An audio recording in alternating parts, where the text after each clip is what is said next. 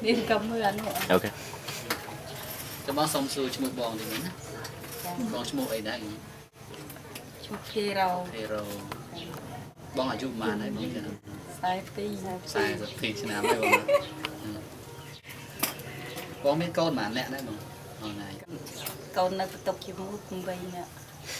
con con nữa con nè con điệp ca mới tiền vậy nè cùng vậy nè tăng con điệp ca con điệp ca mà nè sai thì khang nhâm trong xuôi mới chết tha khai thấy ban chụp bong là miền sầm mặt kia so bong so mà em kề với nhỉ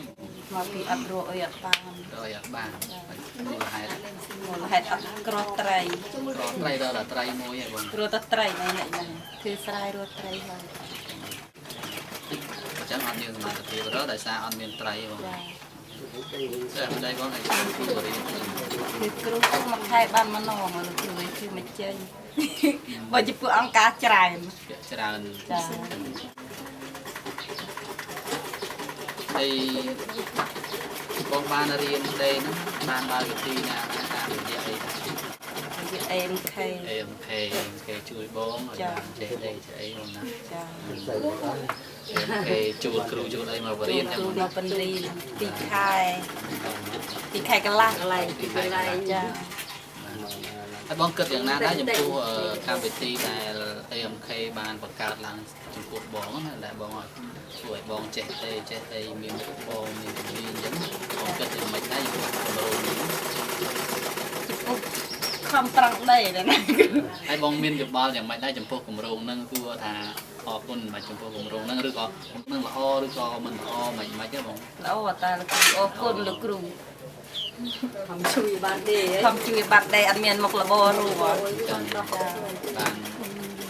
បានកម្រងរបស់ AMK ហ្នឹងបានជួយបងឲ្យបានដេបានចេះមក បានចេះមកជំនាញបានប្រាក់កម្រៃបានចែកកូនទិញត្រីទិញថ្នាំគ្រាប់លេបខ្លះ បាទ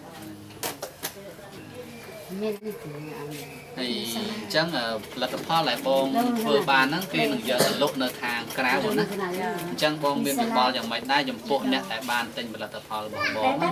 គួរក្នុងពរមិនគួរពីនីវដល់អ្នកទិញផលិតផលរបស់បងហ្នឹងគួរ ញ៉ាំបានដាច់ មិនអីមិនទេបង ពីនេះថាបាញ់ ញ៉ាំខ្លាចដែរ បាទផលិតផលដែលបងធ្វើបានហ្នឹងនឹងចូលចេញទៅក្រៅនៅខាងក្រៅណាបងអញ្ចឹងបងមានវិបល់យ៉ាងម៉េចឬក៏មានចំណាប់អារម្មណ៍យ៉ាងម៉េចចំពោះអ្នកដែលគាត់ទិញផលិតផលរបស់បង ជួបដែរជួបដែរចាំមើលដល់មើលអត់ ថាបាញ់ស្គី ដល់មកហេតុ ចឹងមិនចឹងឲ្យគេជួយគ្រប់គ្រងស្នាដៃខ្មែរឬក៏មិន ឲ្យជួយមក